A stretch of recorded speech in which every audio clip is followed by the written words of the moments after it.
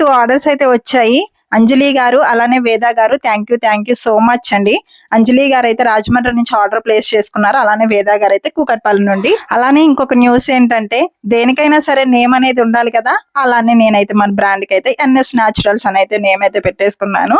అలానే స్టిక్కర్స్ కూడా అయితే ఈ రోజే వచ్చాయి. అలానే ఆర్డర్స్ కూడా ఈ రోజే వచ్చాయి. నేనైతే చాలా హ్యాపీగా అయితే ఫీల్ అవుతున్నాను. వేద గారు అయితే లోకల్ కాబట్టి తనైతే ర్యాపిడోకి అయితే సెండ్ చేయమన్నారు. తనకి ర్యాపిడోలోకి అయితే పంపించాను.